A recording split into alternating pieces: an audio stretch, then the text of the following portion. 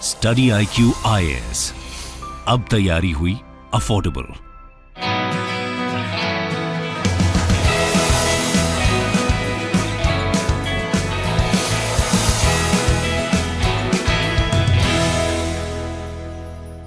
नमस्कार दोस्तों, एनवायरनमेंट के पर्सपेक्टिव से एक बहुत बड़ी खबर आ रही है भारत के लिए।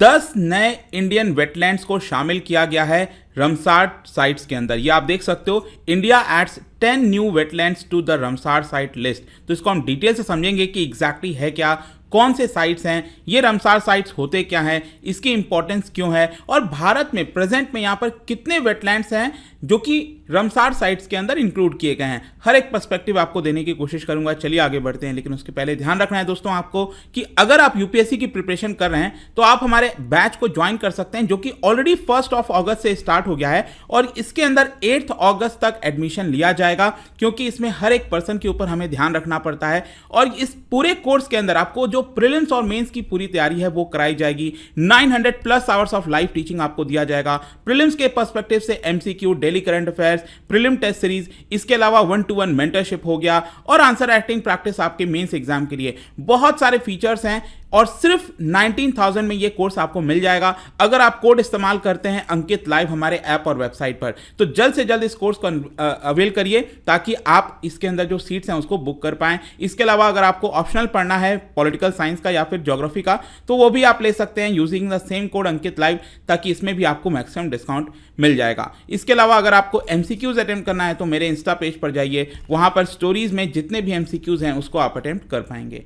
चलिए शुरुआत करते हैं और सबसे पहले देखते हैं एग्जैक्टली हुआ क्या है। देखिए, यूनियन एनवायरनमेंट मिनिस्ट्री ने अनाउंस किया कल ही और बताया कि 10 नए वेटलैंड्स जो भारत के अंदर हैं उनको रामसार साइट्स में इंक्लूड किया गया है। और इसकी वजह से जो टोटल रामसार साइट्स हैं भारत के अंदर, उनकी संख्या हो गई है 64। ये आप देख सकते हो, भूपेंद्र यादव जी जो कि यूनियन एनवायरनमेंट मिनिस्टर हैं, उन्होंने इसके बारे में ट्वीट भी किया था और कहा कि absolutely thrilled to inform that 10 more Indian wetlands have got Ramsar recognition as wetlands of international importance। और इसकी वजह से टोटल 64 हो गया है। अब ये जो 10 नए ऐड किए गए हैं, इसके अंदर 6 वेटलैंड तो अकेले तमिलनाडु से हैं, मैं आपको अभी डिटेल से बताऊंगा। इसके अलावा एक वेटलैंड है गोवा के अंदर, कर्नाटका के अंदर, मध्य प्रदेश के अंदर और उड़ीसा के अंदर। और ये टोटल अगर आप एरिया देखोगे ये 10 वेटलैंड का, ये आता है करीब 1,51,000 हेक्टेयर के आसपास। और इसकी वजह से भारत के अंदर टोटल वेटलैंड अगर आप एरिया देखो जो कि रामसार साइट्स के अंदर इंक्लूड किया गया है, उनकी एरिया हो गई है 1.2 मिलियन हेक्टेयर, मतलब 12 लाख हेक्टेयर के आसपास। अब यहां पर मैं आपको पहले बताऊंगा कि जो 10 नए वेटलैंड्स हैं जिनको इंक्लूड किया गया है रामसार साइट्स के अंदर, वो कौन कौन से हैं। देखो, एक है कुंथनाकुलम बर्ड सेंचुरी तमिलनाडु के अंदर, काफी इंपॉर्टेंट सेंचुरी है, वेटलैंड है और काफी बड़ा एरिया कवर करता है, ये आपका तमिलनाडु में। दूसरा है आपका कर्नाटका के अंदर रंगनाथिट्टू बर्ड सेंचुरी, जो कि कर्नाटका में मिलेगा। तीसरा है नंदा लेक गोवा। चौथा है उड़ीसा के अंदर सतकोसिया गॉर्ज। और पांचवा है आपका तमिलनाडु के अंदर गल्फ ऑफ मन्नार, काफी आपने सुना होगा, ये बायोस्फीयर रिजर्व है, इसको भी वेटलैंड के अंदर शामिल कर लिया गया, मतलब जो रामसार साइट्स के वेटलैंड होते हैं उसके अंदर शामिल किया गया है। इसके अलावा तमिलनाडु में ही वेम्बनूर वेटलैंड कॉम्प्लेक्स है, फिर तमिलनाडु में एक और है वेदांतनगल बर्ड सेंचुरी, और फिर एक और तमिलनाडु में है वेल्लोड बर्ड सेंचुरी। और जो छठा वाला तमिलनाडु के अंदर है वो है आपका उद्यमरधनपुरम, ठीक है, प्रोनाउंसिएशन थोड़ा देख लीजिएगा। और 10वां जो टोटल 10 में से यहां पर है, और ये है आपका मध्य प्रदेश के अंदर, इसका नाम है सिरपुर वेटलैंड। तो टोटल यहां पर आपको 10 वेटलैंड देखने को मिलेगा, जिसमें अकेले 6 तो आपको तमिलनाडु में है, एक ये हो गया तमिलनाडु वाला, दूसरा यहां हो गया और 4 यहां पर हैं आपके। तो टोटल 6 वेटलैंड तमिलनाडु में और कर्नाटका के अंदर, गोवा के अंदर, उड़ीसा के अंदर और मध्य प्रदेश के अंदर, यहां पर एक वेटलैंड आपको देखने को मिलेंगे। देखिए, 2012 तक भारत के अंदर टोटल 26 रामसार साइट्स हुआ करते थे वेटलैंड वाले, लेकिन उसके बाद से काफी तेजी से नंबर बढ़ा है। अभी जस्ट रिसेंट की बात है, 26 जुलाई को यहां पर 5 और वेटलैंड ऐड किया गया था। देखो, अभी क्या था कि 1 महीने पहले अगर आप देखो तो भारत में जो वेटलैंड्स की संख्या है, जो कि रामसार साइट्स के अंदर आते हैं, उनकी संख्या करीब थी 50 के आसपास। एग्जैक्ट मैं आपको बताऊं तो 49 था आपका। तो अभी जस्ट कुछ दिन पहले ही यहाँ पर अनाउंस किया गया कि 5 वेटलैंड को ऐड किया गया है। तमिलनाडु में वो है, 3 तमिलनाडु में थे इनफैक्ट, यहाँ पर आप देख सकते हो, और एक मध्य प्रदेश में और एक मिजोरम में। ये 5 ऑलरेडी पिछले महीने ही किए गए थे और उसके बाद 10 और किए गए हैं यहाँ पर। और इसकी वजह से क्या हुआ है कि भारत के अंदर जो टोटल एरिया है वेटलैंड का, उसका 10% पूरा एरिया रमसार साइट्स के वेटलैंड के लिस्ट में आ चुका है। तो आई होप कि आपको अच्छे से ये चीज समझ में आ गया होगा। अब क्वेश्चन कई लोग पूछ रहे होंगे कि वेटलैंड मैं बातें तो काफी देर से कर रहा हूं, लेकिन ये होता क्या है। देखो, एनवायरमेंट मिनिस्ट्री की वेबसाइट पर अगर आप जाओगे तो वहां पर इसका क्लियर कट डेफिनेशन लिखा है कि किसको वेटलैंड कहा जाता है, किसको नहीं कहा जाता है। एक तो देखो यहां पर किया गया है कि area of Marsh, fan, Peatland और वाटर, मतलब कि कोई भी ऐसा एरिया होता है जहां पर वाटर जमा रहता है। अब देखो, वो वाटर या तो नेचुरल हो सकता है, आर्टिफिशियल हो सकता है, परमानेंट हो सकता है, टेम्पररी हो सकता है, वो स्टैटिक वाटर भी हो सकता है, फ्लोइंग वाटर भी हो सकता है, फ्रेश भी हो सकता है, ब्रैकिश भी हो सकता है, सॉल्ट भी हो सकता है। लेकिन उस वाटर का डेप्थ जो है 6 मीटर से ज्यादा नहीं होना चाहिए एट लो टाइड। ठीक है, जब वाटर का लेवल उस एरिया में सबसे कम होता है तो वो 6 मीटर से ज्यादा का नहीं होना चाहिए, तो उन एरियाज को हम वेटलैंड कहेंगे। लेकिन यहां पर यह भी लिखा हुआ है कि जो रिवर चैनल्स होते हैं, रिवर्स में आपने देखा होगा ना, अलग अलग छोटे छोटे चैनल्स निकल जाते हैं, वो इसके अंदर इंक्लूड नहीं किया जाएगा। पैडी फील्ड्स को इंक्लूड नहीं किया जाएगा। पैडी फील्ड्स आपको पता है भारत में जो धान की खेती होती है, जो राइस होता है बेसिकली, तो वो पूरा आपका जब पैडी फील्ड्स होते हैं वो पानी में डूबे रहते हैं एक प्रकार से, तो आप उसको यहाँ पर वेटलैंड में शामिल नहीं करोगे। ऑल्दो इसको लेकर काफी डिबेट है, कई लोगों का कहना है कि नहीं, इसको भी इंक्लूड करना चाहिए, क्योंकि देश में अगर आप देखो तो लगभग 6 महीने तक पैडी फील्ड जो है वो पानी में डूबे रहते हैं। इसके अलावा ह्यूमन मेड वाटर बॉडीज हो गए, तो ये सब चीजें जो होती हैं वो आपका वेटलैंड के अंदर नहीं आएगा। लेकिन बाकी जो चीजें हैं जो कि 6 मीटर से ज्यादा उनका डेप्थ नहीं है, तो वो उसको हम वेटलैंड के अंदर शामिल कर सकते हैं, मतलब वाटर एरिया एक प्रकार से आप कह सकते हो। तो अब क्वेश्चन है कि रमसार साइट क्या है। एक्चुअली क्या हुआ, विश्व के अंदर, अब ऐसा तो है नहीं कि भारत में ही वेटलैंड होता है, विश्व के बहुत से देशों के अंदर वेटलैंड आपको देखने को मिलेगा। तो 1975 में यहां पर एक ट्रीटी फोर्स में आया था, ये बेसिकली है रमसार कन्वेंशन। रमसार क्या है, बेसिकली ईरान के अंदर एक जगह है, मैं आपको दिखाता हूं। ये ईरान, अगर आप देखोगे इसका कैपिटल तेहरान है, इसके नदर्न साइड में यहां पर कैप्सियन सी के पास है रमसार जगह।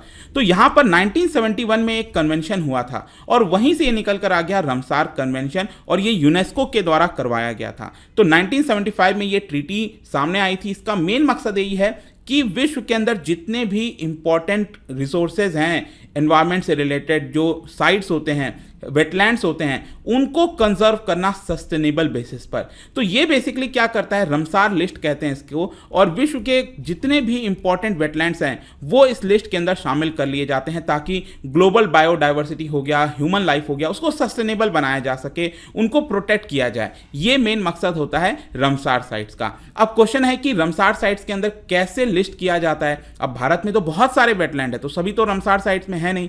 तो देखो यहां पर क्या है कि टोटल 9 क्राइटेरिया होता है रमसार साइट्स को इंक्लूड करने का, जो कि अगेन रमसार कन्वेंशन 1971 के अंदर लिखा हुआ है। उसके अंदर जैसे कुछ ऐसे क्राइटेरिया हो गए कि मतलब अगर वो एरिया, मतलब वो जो वाटर बॉडी है वो वल्नरेबल, एंडेंजर्ड, क्रिटिकली एंडेंजर्ड जो स्पीसीज होते हैं उनको सपोर्ट करती है, अगर 20,000 से ज़्यादा वाटर बर्ड्स को अगर वो पर्टिकुलर वाटर बॉडी सपोर्ट करती है, इसके अलावा वो एक इंपॉर्टेंट सोर्स है फूड फॉर फिशेस का।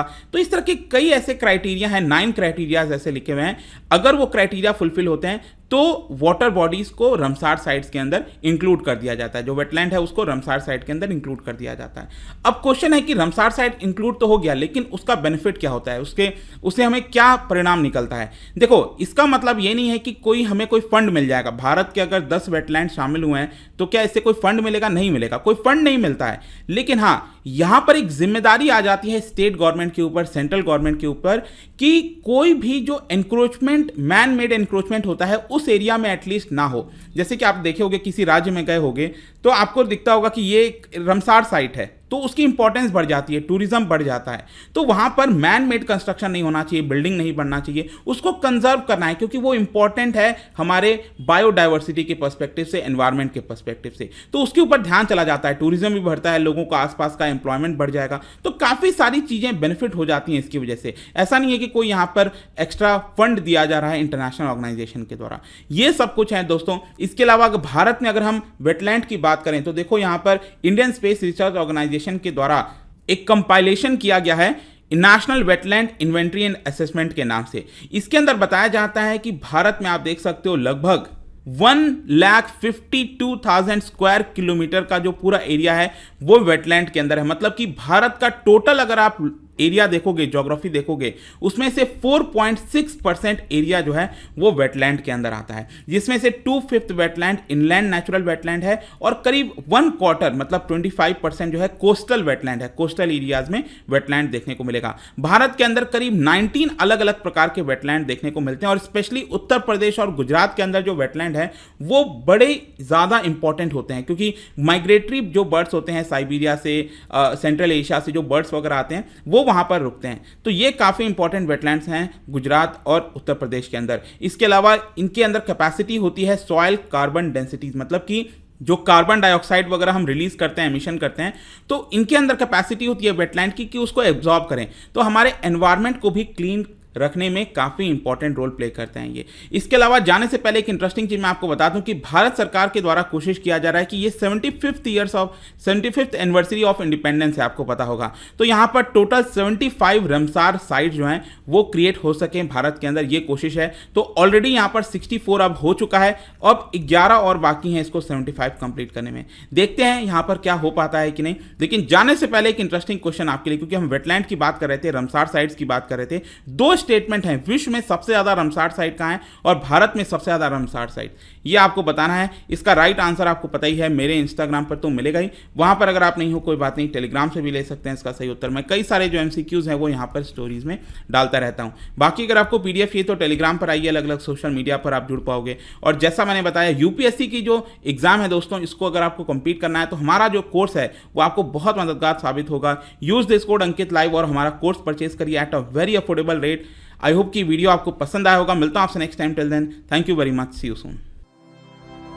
स्टडी IQ IAS, अब तैयारी हुई अफोर्डेबल।